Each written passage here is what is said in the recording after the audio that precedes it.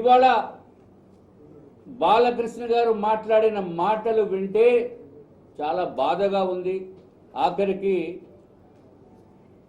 గౌరవ మాజీ ముఖ్యమంత్రి బాలకృష్ణ గారు తండ్రి గారైన నందమూరి తారక రామారావు గారు ఆత్మ కూడా శోభిస్తుంది. బాలకృష్ణ గారు చెప్తారు ఇంటికి వచ్చిన వారిని గౌరవించాలని. అదే బాలకృష్ణ గారు ఆయన దగ్గర ఉన్న రివాల్వరో లేకపోతే ఇంకా ఏదైనా పిస్టలో దాంతో ఇద్దరినో ఎంతమందినో కాల్చేశారు. కానీ వారు పెద్దవారు కాబట్టి వారిపైన కేసులు ఏముండవు. ఇప్పుడు ఏది మాట్లాడినా వారిపైన కేసులు ఏముండవు. ఎందుకంటే బాలకృష్ణ గారు పెద్దవారు, అంతా ఎంతో అనుభవం ఉంది. రాజకీయంలో కూడా ఇప్పుడు అనుభవం వచ్చింది. తర్వాత బంధువర్గంలో ఉన్న వారందరూ అధికారంలో ఉన్నారు, వారు అధికారంలో ఉన్నారు. ఈ రాష్ట్రం మొత్తం వారిదే. ఈ రాష్ట్రం మొత్తం ఆంధ్ర రాష్ట్రం అంతా కూడా నాదే అని చెప్పి మన గౌరవ ముఖ్యమంత్రి గారు చెప్తున్నారు. ఈ సందర్భంలో వారు ఇజ్రాయెల్ గురించి చేసిన వ్యాఖ్యలు, ప్రధానమంత్రి నరేంద్ర మోడీ గారిని గురించి వ్యాఖ్యలు, అట్లాగే జగన్మోహన్ రెడ్డి గారిని కూడా పరోక్షంగా చేసిన వ్యాఖ్యలు, పవన్ కళ్యాణ్ గారి పైన కూడా పరోక్షంగా చేసిన వ్యాఖ్యలు చాలా దారుణాతి దారుణం. మళ్ళీ దాన్ని కౌంటర్ చేయడానికి మా దగ్గర మాటలు కూడా లేవు. కాబట్టి మేము మౌనంగానే ఉంటున్నాము. అది అర్థం చేసుకోవాలి ప్రజలు. తర్వాత ప్రభుత్వం కూడా ఇలాగ నోటికి వచ్చినట్టు మాట్లాడితే యాక్షన్ ఏమైనా ఉంటుందా లేదా అనేది ప్రభుత్వానికే వదిలేస్తున్నాం. చాలామంది డిమాండ్ చేస్తున్నారు దాని మీద సరి అయిన యాక్షన్ తీసుకోవాలని. ప్రభుత్వము చట్టపరమైన యాక్షన్ తీసుకుంటే మీ నీతి నిజాయితీ కూడా ఉంటుంది. కాబట్టి యాక్షన్ తీసుకోవాలి ప్రభుత్వ పరంగా అని చెప్పి మేము కూడా కోరుతున్నాం. పవన్ కళ్యాణ్ గారి మీద కూడా రకరకాలైన దాడులు చేసి ఎవరైతే తెలుగుదేశం పార్టీకి వ్యతిరేకంగా ఉన్నారో వారి మీద రకరకాల దాడులు చేసే కార్యక్రమం జరుగుతుంది. దాడులు అంటే భౌతికమైన దాడులు కాదు, మానసిక ఒత్తిడికి గురయ్యేటట్టు చేస్తున్న దాడులు.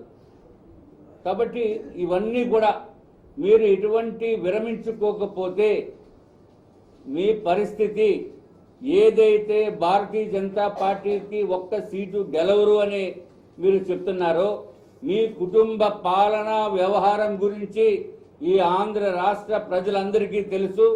కేవలము మీ కుటుంబం ఒక్కటే ఉంటే ఇది సరిపోదు రాజకీయాల్లో అనేది అందరికీ అర్థమవుతుంది.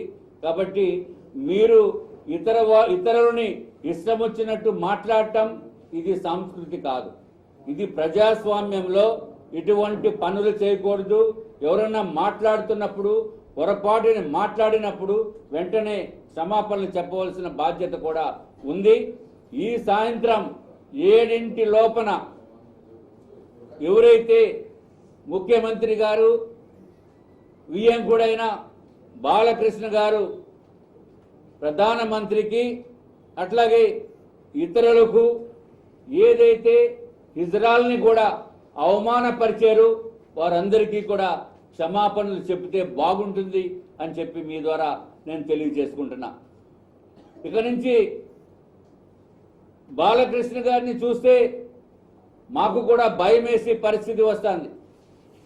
ఇప్పుడు వారు ఏదో సినిమాలో ఫైట్స్ చేస్తారు, నిజ జీవితంలో ఇంటికి వెళ్తే కాలుస్తారు అని తెలుసు. కానీ మాటల ద్వారా కూడా చాలా అవమానకరంగా మాట్లాడటం తెలుసు అని చెప్పి నాకు తెలియదు.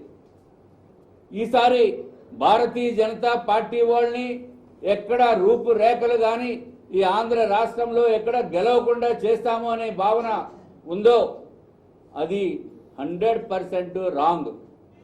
తప్పనిసరిగా భారతీయ జనతా పార్టీ మీ ఊహలకు అందినటువంటి పరిస్థితుల్లో 2019లో వస్తుందని చెప్పి మరి ఒక్కసారి మీకు ఈ అందరి ద్వారా విజ్ఞప్తి చేస్తున్నాం, తెలియజేస్తున్నాం.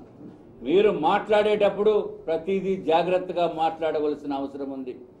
ఏదో బాలకృష్ణ గారు మాట్లాడితే ఏదో స్లిప్ అయిపోతారో అనేది ఒక అవగాహన ఉంది ప్రజల్లో.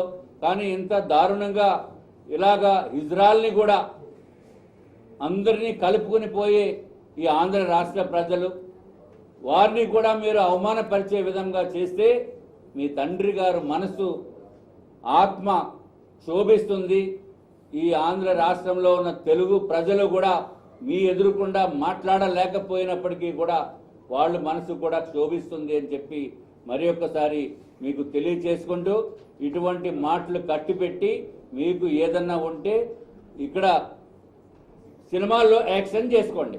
రాజకీయాల్లో మాట్లాడకుండా ఉంటేనే మంచిది, మీకు మంచిది, మీ పార్టీకి మంచిది, మీ అల్లుడు గారైన లోకేష్ బాబు గారికి మంచిది, మీ వియ్యంకుడైన చంద్రబాబు నాయుడు గారికి కూడా మంచిది.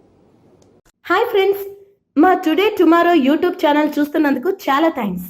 మరిన్ని లేటెస్ట్ వీడియోస్ కోసం వెంటనే సబ్స్క్రైబ్ చేయండి. అలాగే ఈ బెల్ ని కూడా రింగ్ చేసేయండి. మా నోటిఫికేషన్స్ అన్ని మీ మొబైల్లో వస్తాయి.